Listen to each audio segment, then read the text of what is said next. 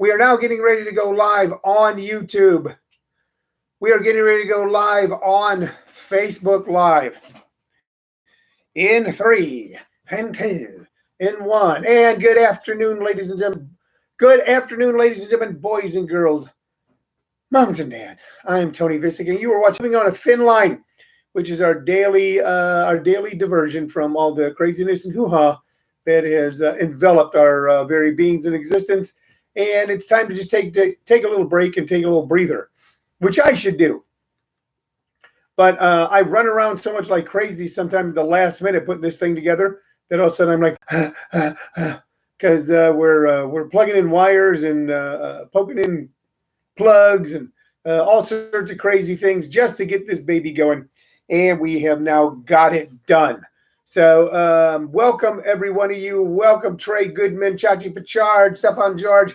I got a good show for you today. I got a good show for you every day.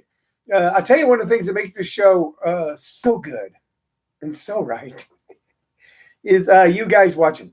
I do so enjoy watching your comments on Facebook Live, answering any questions you have when I can, watching them as well on YouTube.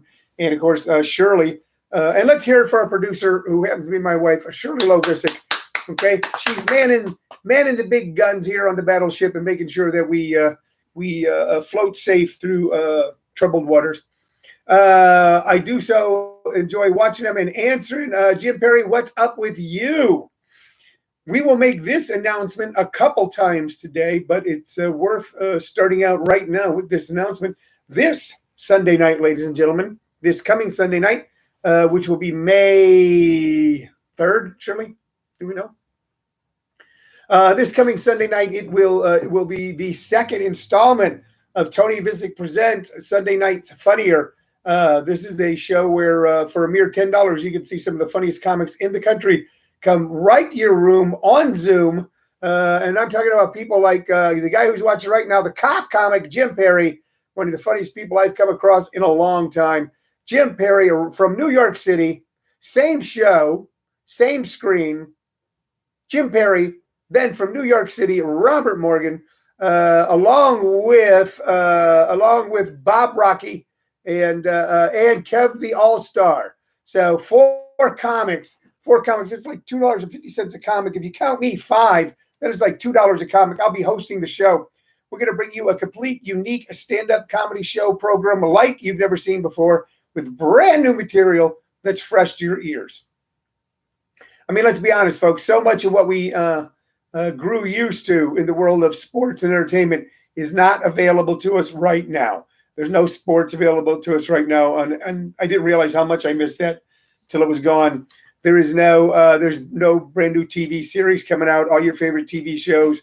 Shirley and I have burned through Ozark and Better Call Saul and Homeland. So many shows, we burnt through them. A lot of the shows that the networks and the cable companies are now releasing are shows they were not going to release. They weren't going to release them because it's really not up to par, but they're doing it. So it gives us something new to look at. But if you want something new and you want to help support, not live comedy, not support live comedy, help me get these comics paid and raise money for our food banks here in the local area, please attend the show Sunday night. You'll be glad that you did. Tony Vicich Presents Sunday Nights Funnier with Jim Perry, Kev the All-Star, Robert Morgan, and Bob Rocky. It'll be well worth the $10. Okay, so I just thought I would mention that right away. We got that show coming up. Hello, Tina and Mike Lawson. Hello, Allison Porter.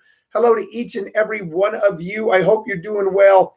I hope that you're navigating through this time of coronavirus and keeping safe, sane, and healthy. I'm kind of rattling on because can I tell you a little secret? Can I tell you a little story? I was asleep till about 10 minutes ago. Now, it's not like I slept till 1:30, 1:45 in the afternoon. Well, I did, but it's a matter of I went to bed. I ended up having to take a little nap. I was up till about 1 a.m. last night, and I woke up at 6 a.m. this morning. And it's important to get up early right now so that we can walk the dogs, because it's starting to get hot in Arizona. Eventually, it'll get so hot in Arizona that unless you walk the dogs at 5 a.m., you can't walk them. Now your dogs ain't tough. Not that you ain't tough, but sometimes the sidewalk gets so hot, it'll hurt their little paws. So I got up early, walked the dogs. Then Shirley and I had errands to run. And just for you, we did something. We had more internet provided into the home. I got hotspots and routers now, like you wouldn't believe. I am connected because a lot of what we now do is online. The way we stay connected with you right now is online. The way that we teach our workshops is online. The way that we're reaching out to friends and family is online. And I'll tell you something I've been doing, and maybe you should do it too. Tina Mike Lawson says, hi, old friend. Hello to you guys. Hello to you too, Ken Ferguson. Ken Ferguson, one of the funniest entertainers I know, a guy who I worked with for years here in the Valley of the Sun. We're both now residents of Pinal County, where he has put on for years great programs down in Casa Grande. Something I've been doing that maybe you might want to do is if I see someone post something on Facebook where I go, I don't know, I give them a call. I don't know, like they're being creepy. Like, I don't know, like they sound like they're having a rough way to go. I give them a call. I've been video chatting with people more. Okay. And it's not like I'm reaching out to help them. In a way, I'm helping me too. If we apply the same principles that are applied in Alcoholics Anonymous, which is one drunk talking to another drunk in the hopes they both stay sober. If we apply the principles of one person going through a tough quarantine time, talking to another person going through a tough quarantine time, in the hopes that we can both help us make it through, you'll see that it's well worth the effort to make those extra phone calls to reach out to people. Okay, okie dokie. That was the lecture portion of the program. Here's how the program works. Here's what we do. For those of you that are uninitiated, but most of you are initiated.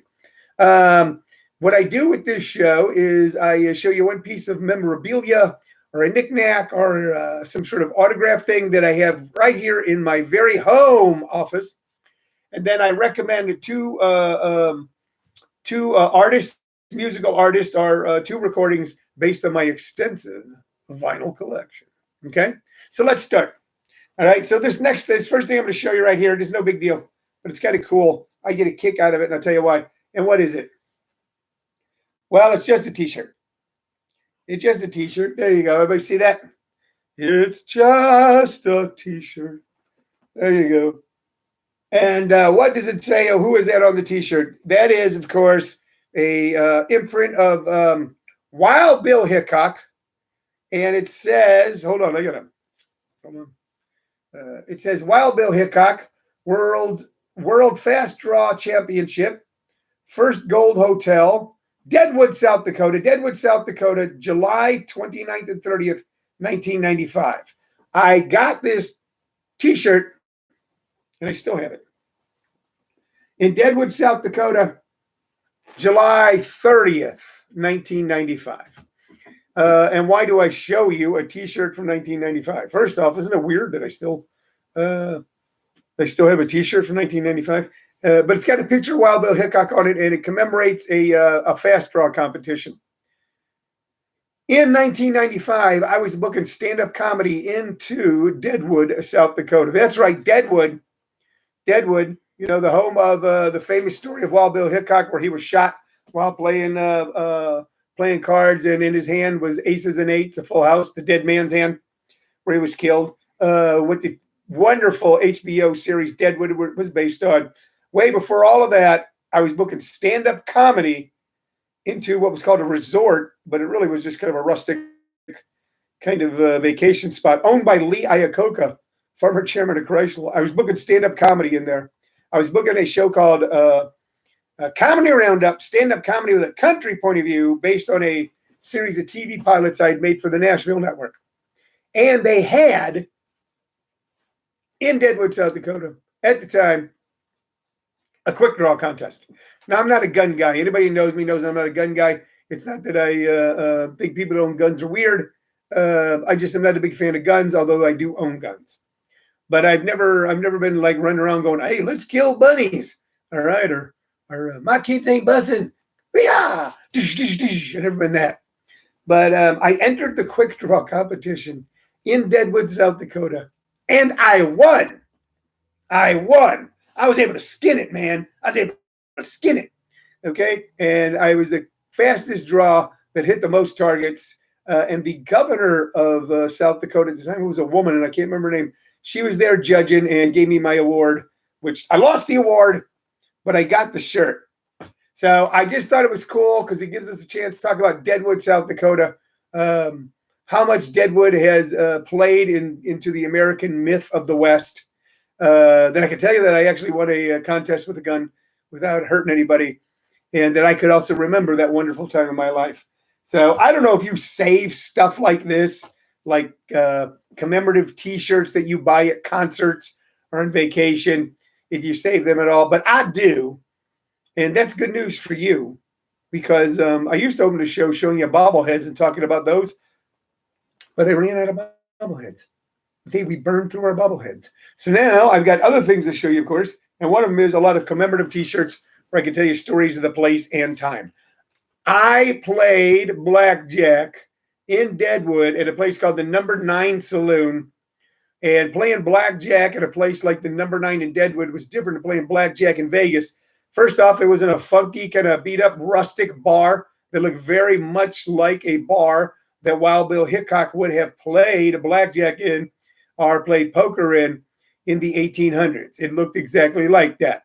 The only difference between that and many other country or rustic bars I've been in is that you could legally gamble in this bar. And I sat there and I played. At the top, in the ceiling of this bar, was a wooden chair that was kind of in a little setback. And it had a big sign on it and said, "This is the chair Wild Bill Hickok was sitting in when he was assassinated." And I went, wow. And I got to know the owner because I'd be up there for weeks at a time because I was booking entertainment up there that summer. So I got to know the owner. And one day I was talking to him. I go, "Is that really the chair that Wild Bill Hickok was in?" He went, "I don't think so. Just a chair I put up there." I go, "Is this the actual Number 9 where he was?" He goes, "Nobody knows where it was. Town's burnt down 3 or 4 times. There was never an exact map. It was somewhere on this street." I go, "Oh." I said, "So it's not the chair?" He goes, "Nah." I said, "This may not be the exact spot." He goes, "Nah." He goes, "But it makes a good story, doesn't it?" So we were near where Wild Bill Hickok was shot, but we weren't in the exact spot. But it also reminded me of a time that I was in Las Vegas, Nevada, working a hotel. It was either the Riviera or the Maxim as a stand-up comic, and it had a big sign on its marquee about the stand-up comedy show, and it said, "Voted #1 show in Vegas." Voted #1 show in Vegas. I thought, wow, that's kind of impressive. I'm working the show. I thought, what does it even mean? Voted. So I talked to the maitre d' one time, and he was another guy who talked like this. And I said, "Hey, man," I go, "who voted our show the #1 show in Vegas?" He took a drag of a cigarette and goes, "I did." So when you think about those words, voted #1 show in Vegas, it doesn't say who voted. It doesn't say it was an official vote. It doesn't say anything. It just says voted, meaning someone voted. And a lot of Vegas advertising was of that nature. If you've been to Las Vegas and you see the marquees as you're driving down the strip and you go, it says, "Chip, #1 prime rib dinner 5 years in a row." That's all it says. It doesn't say if there was an actual criteria for it whatsoever. So anyway, that's a little story about Deadwood, South Dakota. I thought that I would share with you, ladies and gentlemen, and my time there. I'm glad that I got to spend time there. I've got more stories about Deadwood. None of them having to do with having a shootout at noon in the street or a Lily Langtree type, but she's not even from Deadwood. That's from down in Texas. That's from a different story. None of that, but I got to spend some wonderful time in a legendary, mythical Deadwood, South Dakota. It was a cool town, great people, had fun there. It was a long time ago. Okay, went to Deadwood, okay, saw the movie, got the shirt, had a good time.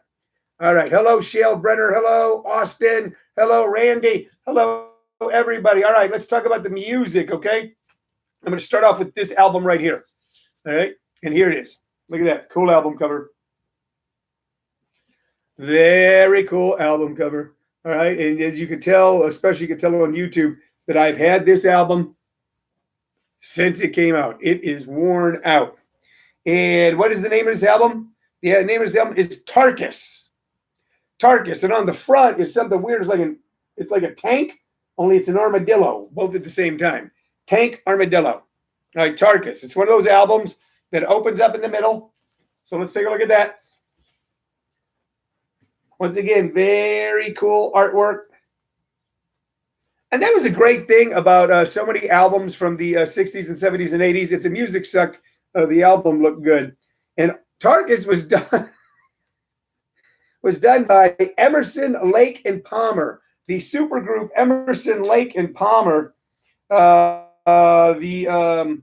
The songs were Eruption, Stone of Years, Iconoclast, Mass, Manticore, Battlefield, Aquatorcus, Side 2, Jeremy Bender, Bitches Crystal, and Are You Ready, Eddie, Anytime, Any Place, Infinite Space, and The Only Way. Nothing that really jumps out, but one of these guys, and I forget which one, might have been Greg Lake, was originally King Crimson. This became one of the biggest prog rock bands of the 70s. What was prog rock? Pink Floyd is prog rock, progressive rock. And I didn't realize until Moody Blues were progressive rock. And I didn't realize till I looked back how much I loved progressive rock when I was a teenager.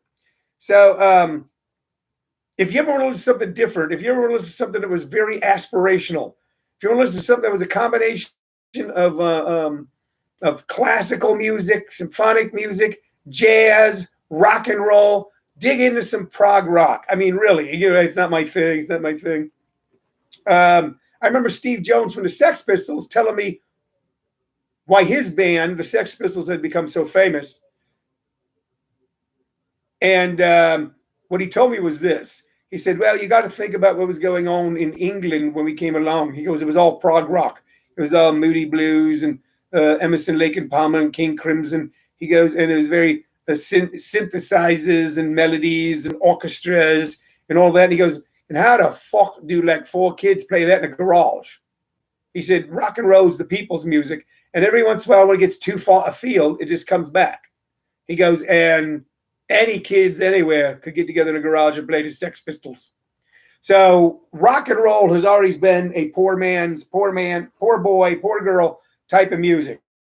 It's something just a group of kids could get together in a garage or a backyard and with the cheapest of instruments create a music, create sound. In a way, that's how rap came along too. And every once in a while, it does become so overblown that a bunch of kids can't play it. They can't play it at someone's prom party or at the high school graduation party. And Emerson, Lake and Palmer was certainly that type of music. But if you want to listen to something that was aspirational, if you want to listen to something where you go, wow, this is born out of the same sort of seed as Jerry Lee Lewis, Elvis Presley, the Beatles, the Rolling Stones, give yourself a listen to Emerson, Lake and Palmer. You got a little free time on your hands? Listen to a little Emerson, Lake and Palmer. So I'm a little torn right now about which album to show you next. Bruce Hepler says, cheers, Big T. Hello, Bruce. Bruce Hepler and I took a trip to New York City one time where he performed at Gotham Comedy Club, and he and I got to stay at the Chelsea Hotel, storied, legendary, famous Chelsea Hotel. And because they'd screwed up our reservation, they said, well, we can only give you one room, but it's a giant suite. And it was actually a giant, beautiful, ornate suite. And you understand, sometime in Chelsea, there's like flea bag rooms with a toilet down the hall because it was several floors. But on this floor, we got this ornate suite, that entire bedroom, and then like that bedroom off the living room type thing. And it was the very room that Janis Joplin stayed in when she wrote Me and Bobby McGee and so many other great songs. All right, and Bruce and I had a chance to stay there. Hello, Bruce, my good friend.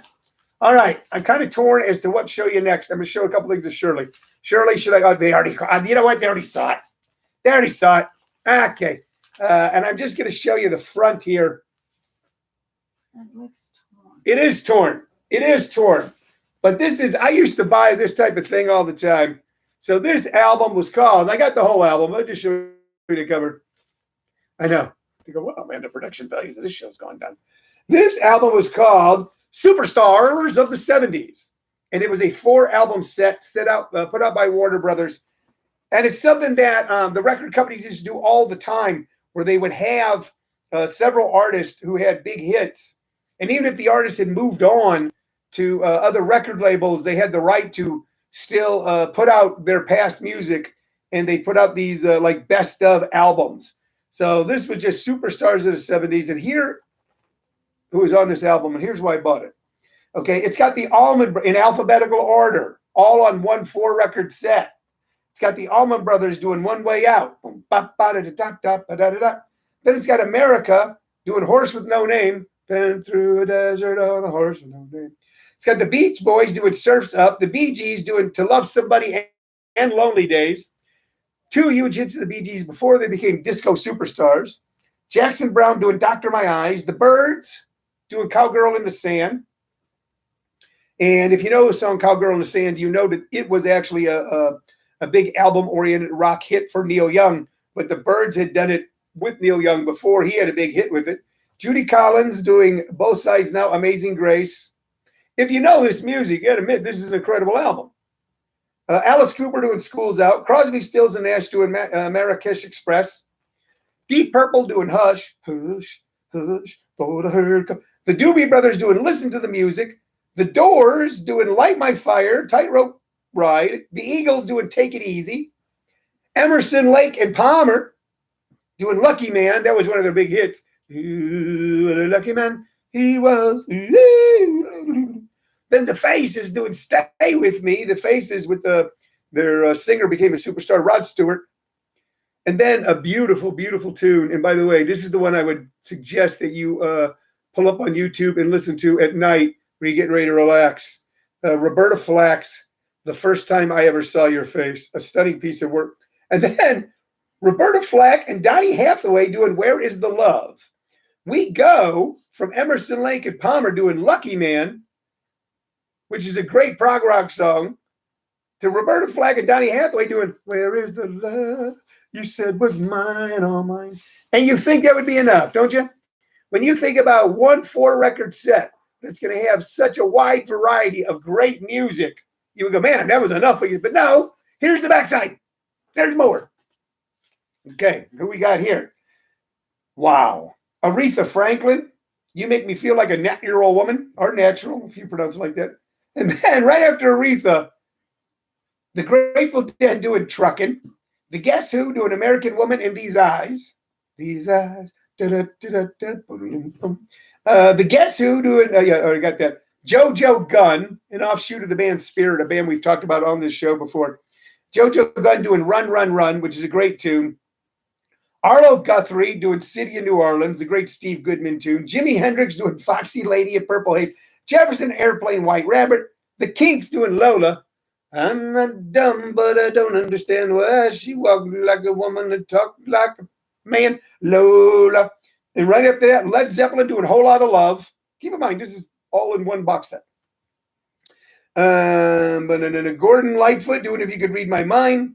Joni Mitchell doing Big Yellow Taxi in Woodstock. Van Morrison, Domino, Graham Nash, Chicago. Randy Newman, Sail Away. Man, if you don't know Randy Newman's music, check him out. Randy Newman, one of the great singer-songwriters of our time. Wilson Pickett, the wicked Mr. Pickett, doing In the Midnight Hour. Otis Redding, Sitting on a Dock in the Bay, which became a huge hit for Otis. Posthumously, he had already died in a plane crash when he had that massive hit.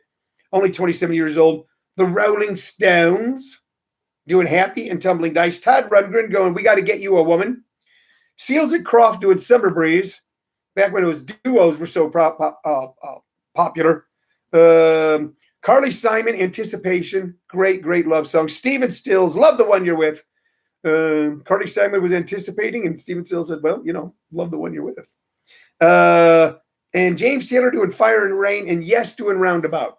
All of those songs on one 4-record album. Is it any wonder that I grabbed it when I was younger? Because it was better than any playlist any rock station was putting together at the time. Now, I don't know if you can actually pull this up on YouTube. We're going to find out. But the name of the album was Superstars of the 70s, 4-album set on Warner Brothers. And it had every song on it was a winner. Every song on it was a hit. Every song on it seemed like, wow, I just switched entirely from one radio station to another. And it was one of the most fun records I ever bought. So you should check it out. But if you aren't familiar with, for instance, Roberta Flack, please become familiar with Roberta Flack. If you're not familiar with, let's say, JoJo Gunn, YouTube JoJo Gunn, you get a real kick out of them. So many of the people I mentioned here if you're of a certain age, you know the names well and you know the songs. But Seals and Crofts, YouTube them again. So much great fun music that was done in the 60s, 70s, 80s, 90s, on and on. And a lot of it from the 60s and 70s, well, the 70s. That is the title of the album, Superstars of the 70s, right there. Okay, so that is a lot to talk about. Trey Goodman, my good friend, director extraordinaire Trey Goodman, says, ELP, baby, good stuff. You darn tootin'. You darn tootin'. So I've prattled now on and on and on about music. I showed you a T-shirt that I won in Deadwood, South Dakota. And we've almost come to the end of the half hour. I will entertain. Hey, oh, by the way, we're compiling a list. Here's something of the 10 coolest people in America, living or dead. Okay, and you get to contribute to that. So far on that list are Miles Davis, my pick for number 1. Keith Richards, my pick for number 2, or number 1, if you're going to say, since Miles is gone. Keith Richards, Miles Davis, Frank Sinatra. Those 3 are definitely in. Coolest people in America ever. All right? So I want you to think about that, because we're going to talk about that more in depth tomorrow on the Friday show, the 10 coolest people ever. I'll let you challenge those 3, Miles Davis, Keith Richards, and Frank Sinatra. But I will just tell you this. If you challenge whether Miles Davis, Keith Richards, or Frank Sinatra are cool, that's not cool, man. That's not cool at all. All right. Listen, if I gave you any ideas, we got to look at old things with new eyes. Okay, the country may be opening up again. The country may not be opening up again. Parts of the country are, parts of the country aren't. But it's still going to be a kind of a different day-to-day existence for the next few months, at least, from what we had been experiencing before.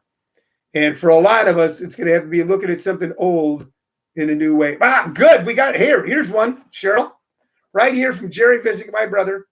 He nominates to be on the list of the 10 coolest people that ever lived, an actor. And who might that actor be? Who might the actor? James Dean. James Dean. All I do is flip my collar up and she got it. James Dean. So James Dean, you cannot be absolutely right. Can't be challenged. James Dean, okay? Top 10 coolest people in America, living or dead. James Dean is on the list. Okay? I think it's kind of sad that so far only one living person is. We're putting the list together. There are, 5 more slots. So I want you to think about it for tomorrow. You're going to have to look at old things with new eyes. A lot of the stuff around your house, a lot of things, go back and read books that you loved in the past that are now gathered dust on a shelf. All right. Listen to records or cassettes or DVD or CDs that you haven't listened to in 10, 20, 30 years. All right. Look around. You've got so much around you that can still start a bright, burning, good, safe, warm fire inside your soul. All right. You just got to look. And you just got to see, because it is there for you and me. All right, I got to wrap up. I am teaching a workshop tonight at 6 p.m. If you ever thought about doing stand-up comedy, if you're bored and you're looking for something to do, and by the way, I think one of the things that will be born out of this particular time in our history is stand-up comics that are even better than they were before, and people learning stand-up comedy in a better way than they had before, because they have to be so crystal clear and sharp, and that they're initially learning how to reach people through social media instead of in some small bar that's not designed for stand-up comedy. If you ever thought about doing stand-up comedy, check out our websites, comedyschools.com and comedyschoolsradionetwork.com, where you can read about what we do and sign up for one of our beginning or advanced comedy workshops. Message me at Tony Vicich, Vicich. I'd be glad to talk with you and tell you all about it and help you make a decision. We also offer one-on-one training. So you want to check that out. But what you want to check out and what you want to do, Sunday night, you've got $10. You've got $10. All right? Go on my page here, Tony Vicich, and find where I'm advertising this Sunday night show. Tony Vicich presents Sunday Night's Funnier with Jim Perry, Kev the All-Star, Robert Morgan, and Bob Rocky. and buy a ticket and watch this show Sunday, 7 o'clock Mountain Standard Time. You'll be helping support these comics. You'll also be helping to raise money for local food banks right here in Arizona. I know you're going, well, I don't live in Arizona. All right. You know, once we're done raising money for food banks in Arizona, we'll raise money for food banks in your state. But we're raising money to help keep people fed, raising money to help keep people getting paid. It was a hard sentence for me to get out. I stumbled through that one. Sometimes I talk so fast that I just trip over my own words. All right, that is it, ladies and gentlemen. We're wrapping it up for today. I love each and every one of you. Kelly Wilson, hello, buddy. Kevin Brown, good to see you. Jason Zykowitz, I hope I pronounced that right. Thank you for watching. Thank you all for watching. Tell your friends, tell your neighbors, tell your pals. They can find us on YouTube, on Comedy Schools channel. They can find all of these downloaded to listen to on ComedySchoolsRadioNetwork.com, and we're on Facebook Live. Start a watch party. Let's make it a party. All right? Until 2 p.m. tomorrow Mountain Standard Time, my name's Tony Vicich, and your name is whatever you want it to be. Thank you very much. Bye-bye. All right, YouTubers. Oh, I got a YouTube. Oh, that's now it's something else. All right. I thought I had a message. All right. But when you do send messages, YouTubers, I do read them. Okay. Bye. Hold on.